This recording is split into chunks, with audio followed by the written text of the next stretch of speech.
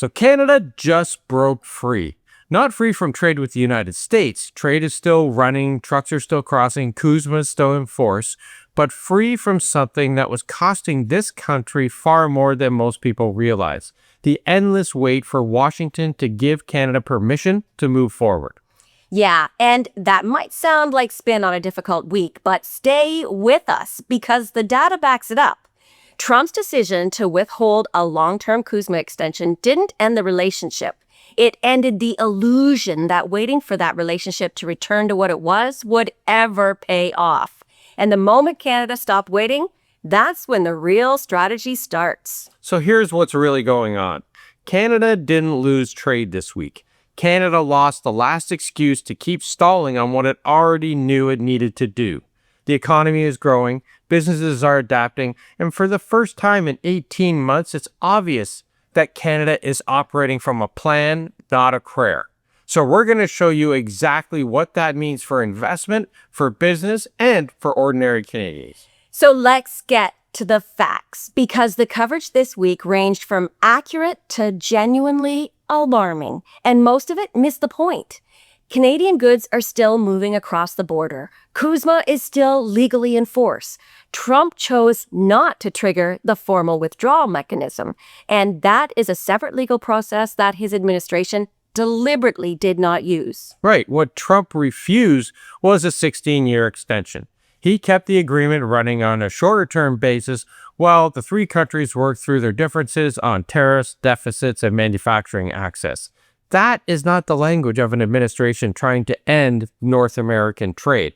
That's the language of an administration that wants maximum leverage while keeping the benefits flowing. Because the United States needs this relationship just as much as Canada does. American manufacturers need Canadian steel, Canadian auto parts, and Canadian energy. The supply chain runs both ways, Donald, deeply. And what Trump gets out of his agreement is continued access to all of it, plus another annual deadline where Canada has to come back and negotiate. Look, that is a very Trumpian arrangement. Keep the machinery running, keep everyone slightly off balance, and make sure there's always another round coming. And Canada looked at that arrangement this week and said, fine, we know the game now. We've been playing it since you got elected, and we're not losing. April economic growth came in at 0.5%, the strongest monthly result in 9 months. Manufacturing has recovered, construction grew, transportation improved, oil and gas rebounded. Canada absorbed 18 months of tariffs, threats, and brinkmanship, and the economy is still standing and moving forward. Yeah, that's awesome. And here's the thing that keeps getting missed in the trade coverage. The most valuable thing a business needs is not a perfect deal. It's a predictable environment where they can make a decision and trust it will hold. For a long time, Canada was stuck in a terrible middle ground. The deal technically existed, but nobody could promise that it meant anything. Yeah, and that middle ground is actually more damaging than a clean break would be. When you don't know if the rules will hold, you don't build the factory, you don't post the jobs, you don't commit the capital. The cost of that uncertainty shows up as the expansion that never happened, the shift that never got added, the hire that got delayed for just one more quarter. Quiet losses, but they compound over time. And here is what changed this week. Canada now has clarity about the actual operating reality. The answer is no longer, maybe we'll get a long-term deal. The answer is annual reviews, continued tariff exposure in specific sectors, ongoing negotiations, and a United States that will always be the biggest relationship in the room, but will never again be the most predictable one. So that's a very clear through line, and you can build a strategy around that. Yeah, and businesses and investors have already started. Markets didn't panic when Washington made the announcement because the result had already been priced in.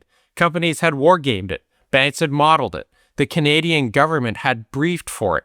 What looked like a shock on the front page was actually a confirmation of what serious players had already been planning around. And we know that you all expected that as well. So let's talk about the real shift here. For the first 18 months of Trump's second term, Surprise was one of the most effective tools on Canada. A new tariff announcement, a provocative comment about the 51st state, a sudden change in tone at the border, and Ottawa would be scrambling to respond. Oh, that's become way harder to do. And that is really a big strategic development. Canada has now worked through most of the scenarios. Governments, banks, and major companies have modeled annual reviews, continued tariffs, negotiations stretching into next year, and those American political conditions that could shift in any direction at any time. When you've already stress tested the worst versions of what could happen, the next announcement carries a lot less shock and a lot less weight. And Prime Minister Carney said ahead of the July 1st deadline that he was expecting a constructive conversation, not a clean signature. 6 months ago, that kind of calm from a Canadian Prime Minister would have been unusual enough to generate a news cycle on its own. But now it looks like preparation, because that is exactly what it was. Yep, and that shift, it's real. Canada is still pursuing the best deal available, still protecting the access it has, and still showing up at the table.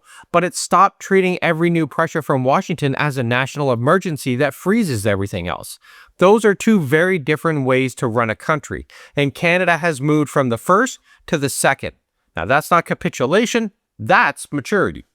So what does operating under permanent unpredictability actually look like in practice for Canadian businesses going forward? The most important move isn't another trade mission, it's making Canada itself unusually easy to operate in. Yeah, if Trump is going to stay unpredictable, which we know he's going to, then Prime Minister Carney and the provinces need to become the most predictable partners a business can have. That means faster regulatory approvals, consistent tax policy, fewer situations where the federal government and provincial government are pulling in opposite directions on the exact same idea. Companies can absorb one major source of external risk, but what breaks investment decisions is when every single level of government is also unpredictable all at the same time. Exactly. But there's also the Mexico factor, and we have to really keep a close eye on this one, because Washington has been pursuing separate conversations in Mexico City. Now, Trump clearly prefers bilateral arrangements where he can pressure one country at a time rather than a unified Canadian and Mexican front. While Mexico, it has its own industries to protect and its own reasons to move towards a deal on its own timeline. Canada has to stay nimble on all of that.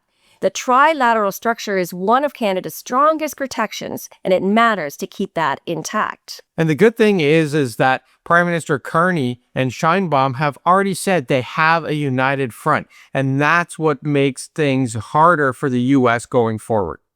So, where does Canada stand heading into the second half of 2026? Well, trade with the United States continues. The uncertainty continues alongside of it.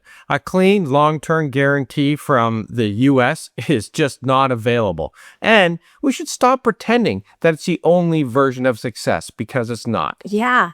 What Canada has built in 18 months is a more resilient operating position. The international coalition building is real. The domestic economic resilience is real. The shift from reactive to prepared is real. And the fact that markets barely moved when Washington made the announcement this week is the clearest signal of all. Canada's stability is no longer dependent on what Washington decides to do next. And that's the story that didn't make the front pages this week. Canada is not waiting anymore. And for the first time in a long time, it doesn't have to. So we want to know where you land on this. Do you think that Canada has really turned a corner?